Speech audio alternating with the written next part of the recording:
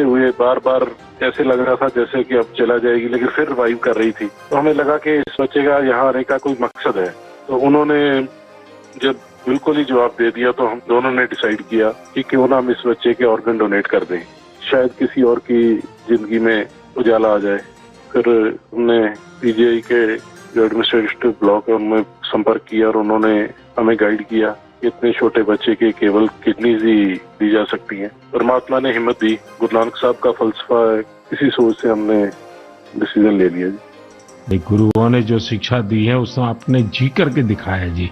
सुरप्रीत जी हैं क्या, उनसे बात हो सकती है? जी सर। हेलो। सुरप्रीत जी, मैं आपको प्रणाम करता हूँ। नमस्कार सर। नमस्कार सर, ये हमारे लिए बड़ी गर्व की बात है कि आप हमसे बात कर रहे हैं। आपने इतना बड़ा काम किया है और मैं मानता हूँ देश ये सारी बातें जब सुनेगा तो बहुत लोग किसी की जिंदगी बचाने के लिए आगे आएंगे। अबाबत का ये योगदान है, ये बहुत बड़ा है जी। सर, ये भी गुरु नानक पातशाह जी की शायद बख्शिश थी कि उन्होंने हिम्मत दी ऐसा डिसीजन लेने में। गुरुओं की कृपा के बिना तो कुछ हो ही नहीं सकता जी। बिल्कुल सर, बिल्कुल। सुखबीर जी, जब आप अस्पताल में होंगे और ये हिला देने वाला समाचार जब डॉक्टर ने आपको दिया, उसके बाद भी आपने स्वस्थ मन से, आपने और आपकी श्रीमती जी ने इतना बड़ा निर्णय किया। गुरुओं की तो है ही है, आपके मन में इतना बड़ा उदार विचार, और सचमुच में अबाबत का जो अर्थ सामान्य भाषा में कहे तो मददगार होता है, ये काम कर दिया। ये उस पल को मैं सुनना चाहता हूँ जी। सर, एक्चुअली हमारे एक फैमिली फ्रेंड है प्रिया जी, उन्होंने अपने ऑर्गन डोनेट किए थे, उनसे भी हमें प्रेरणा मिली। तो उस समय तो हमें लगा कि शरीर जो है पंच तत्वों में विलीन हो जाएगा। जो कोई बिछड़ जाता है, चला जाता है, तो उसका शरीर को जला दिया जाता है या दबा दिया जाता है। लेकिन अगर उसके ऑर्गन किसी के काम आ जाए तो ये भले का ही काम है। और उस समय हमें और गर्व महसूस हुआ जब डॉक्टर्स ने ये बताया हमें कि आपकी बेटी इंडिया की यंगेस्ट डोनर बनी है जिसके ऑर्गन सक्सेसफुली ट्रांसप्लांट हुए। तो हमारा सर गर्व से ऊंचा हो गया कि जो नाम हम अपने पेरेंट्स का इस उम्र तक नहीं कर पाए, एक छोटा सा बच्चा आके इतने दिनों में हमारा नाम ऊंचा कर गया। और इससे और बड़ी बात है कि आज आपसे बात हो रही है इस विषय पे, हम प्राउड फील कर रहे हैं। सुखबीर जी, आज आपकी बेटी का सिर्फ एक अंग जीवित है ऐसा नहीं है, आपकी बेटी मानवता की अमर गाथा की अमर यात्री बन गई है। अपने शरीर के अंश के जरिए वो आज भी उपस्थित है। इस नेक कार्य के लिए मैं आपकी, आपकी श्रीमती जी की, आपके परिवार की सराहना करता हूं। Thank you sir.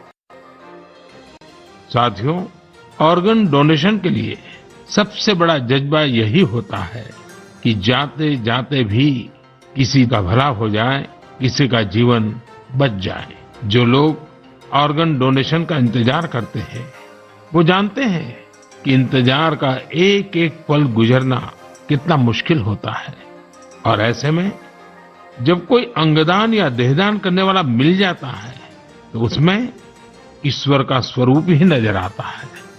झारखंड की रहने वाली स्नेहलता चौधरी जी भी ऐसी ही थी जिन्होंने ईश्वर बनकर दूसरों को जिंदगी दी। 63 वर्ष की स्नेहलता चौधरी जी अपना हार्ट, किडनी और लीवर दान करके गई। आज मन की बात में उनके बेटे भाई अभिजीत चौधरी जी हमारे साथ हैं। आइए उनसे सुनते हैं। अभिजीत जी नमस्कार। प्रणाम सर। अभिजीत जी, आप एक ऐसी माँ के बेटे हैं जिसने आपको जन्म देकर एक प्रकार से जीवन तो दिया ही, लेकिन और जो अपनी मृत्यु के बाद भी आपकी माता जी कई लोगों को जीवन दे करके गई। एक पुत्र के नाते अभिजीत, आप जरूर गर्व अनुभव करते होंगे। हाँ जी सर। आप अपनी माता जी के बारे में जरा बताइए, किन परिस्थितियों में ऑर्गन डोनेशन का फैसला लिया गया? मेरी माता जी सरायकेला बोल के एक छोटा सा गांव है झारखंड में, वहाँ पे मेरे मम्मी पापा दोनों रहते हैं। ये पिछले 25 साल से लगातार मॉर्निंग वॉक करती थी। और अपने हैबिट के अनुसार सुबह 4 बजे अपने मॉर्निंग वॉक के लिए निकली थी। उस समय एक मोटरसाइकिल वाले ने इनको पीछे से धक्का मारा और वो उसी समय गिर गई, जिससे उनको सर पे बहुत ज्यादा चोट लगा। तुरंत हम लोगों ने उनको सदर अस्पताल सरायकेला ले गए, जहाँ डॉक्टर साहब ने उनकी मरहम पट्टी की और खून बहुत निकल रहा था और उनको कोई सेंस नहीं था। तुरंत हम लोगों ने उनको टाटा मेन हॉस्पिटल लेके चले गए। वहाँ उनकी सर्जरी हुई। 48 घंटे के ऑब्जर्वेशन के बाद डॉक्टर साहब ने बोला कि वहाँ पे चांसेस बहुत कम है। फिर हमने उनको एयरलिफ्ट करके एम्स दिल्ली लेके आए हम लोग। यहाँ पे उनकी ट्रीटमेंट हुई तकरीबन 7-8 दिन। उसके बाद पोजीशन ठीक था। एक दिन उनका ब्लड प्रेशर काफी गिर गया। उसके बाद पता चला उनकी ब्रेन डेथ हो गई है। तब फिर डॉक्टर साहब हमें प्रोटोकॉल के हिसाब ब्रीफ कर रहे थे ऑर्गन डोनेशन के बारे में।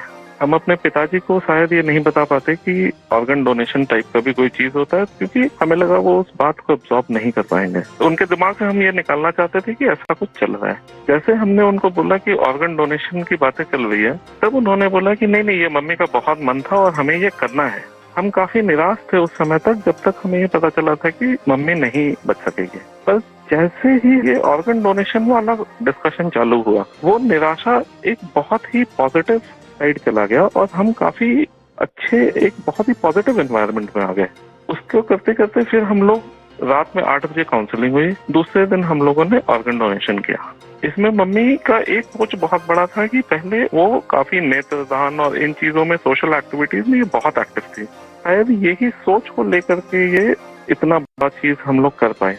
और मेरे पिताजी का जो डिसीजन मेकिंग था इस चीज के बारे में, इस कारण से ये चीज हो पाया। कितने लोगों को काम आया अंग? इनका हार्ट, 2 किडनी, लिवर और दोनों आंख, ये डोनेशन हुआ था। तो 4 लोगों की जान और 2 जनों को आंख मिला है। अभिजीत जी, आपके पिताजी और माताजी दोनों नमन के अधिकारी हैं। मैं उनको प्रणाम करता हूँ। और आपके पिताजी ने इतने बड़े निर्णय में आप परिवारजनों का नेतृत्व किया, ये वाकई बहुत ही प्रेरक है। और मैं मानता हूँ कि माँ तो माँ ही होती है, माँ एक अपने आप में प्रेरणा भी होती है, लेकिन माँ जो परंपराएं छोड़ करके जाती है, वो पीढ़ी दर पीढ़ी एक बहुत बड़ी ताकत बन जाती है।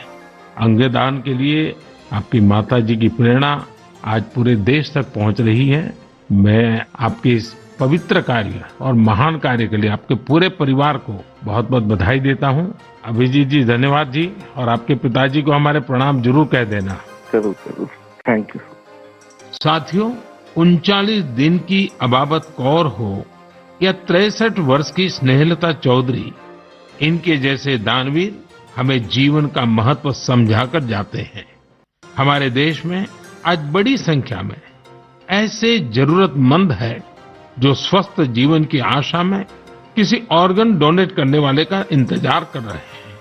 मुझे संतोष है कि अंगदान को आसान बनाने और प्रोत्साहित करने के लिए पूरे देश में एक जैसी पॉलिसी पर भी काम हो रहा है। इस दिशा में राज्यों की डोमिसाइल की शर्त को हटाने का निर्णय भी लिया गया है।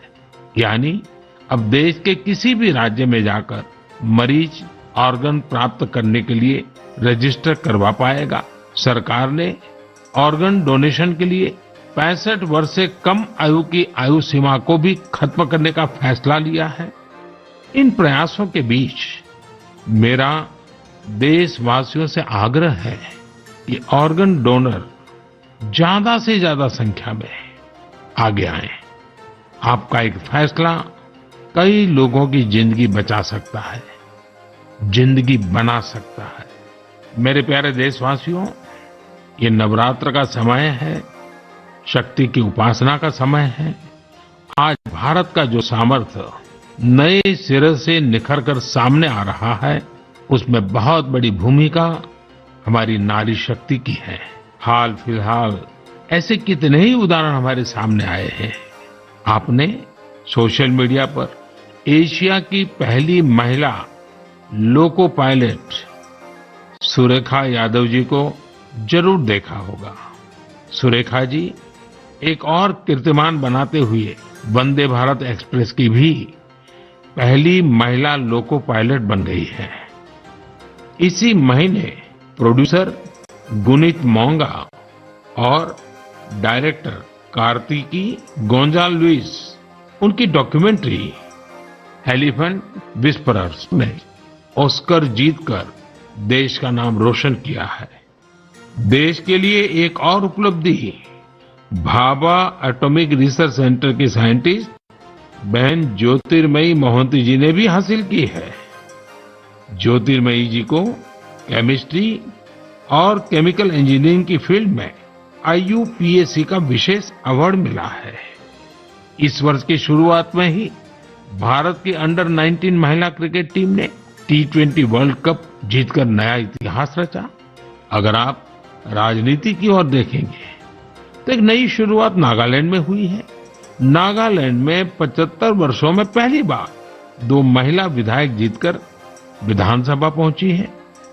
इनमें से एक को नागालैंड सरकार में मंत्री भी बनाया गया है, यानी राज्य के लोगों को पहली बार एक महिला मंत्री भी मिली है। साथियों, कुछ दिनों पहले मेरी मुलाकात उन जाबाज बेटियों से भी हुई जो तुर्की में विनाशकारी भूकंप के बाद वहां के लोगों की मदद के लिए गई थी। ये सभी NDRF के दस्ते में शामिल थी।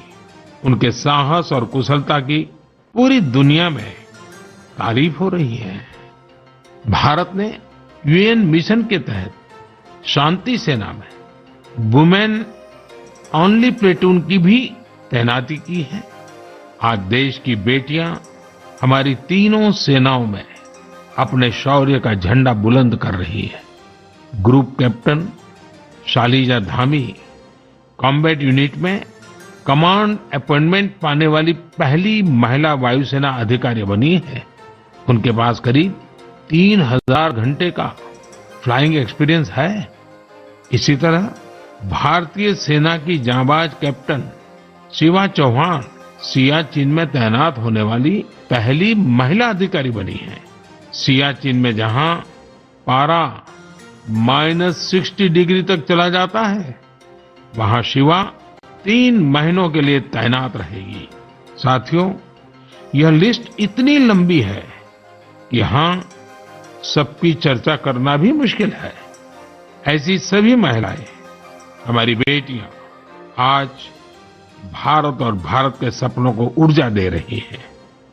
नारी शक्ति की ये ऊर्जा ही विकसित भारत की प्राणवायु है। मेरे प्यारे देशवासियों, इन दिनों पूरे विश्व में स्वच्छ ऊर्जा, रिन्यूएबल एनर्जी की खूब बात हो रही है। मैं जब विश्व के लोगों से मिलता हूं तो वो इस क्षेत्र में भारत की अभूतपूर्व सफलता की जरूर चर्चा करते हैं। खासकर भारत सोलर एनर्जी के क्षेत्र में जिस तेजी से आगे बढ़ रहा है, वो अपने आप में एक बहुत बड़ी उपलब्धि है। भारत के लोग तो सदियों से सूर्य से विशेष रूप से नाता रखते हैं। हमारे यहाँ सूर्य की शक्ति को लेकर जो वैज्ञानिक समझ रही है, सूर्य की उपासना की जो परंपराएं रही हैं, वो अन्य जगहों पर कम ही देखने को मिलते हैं।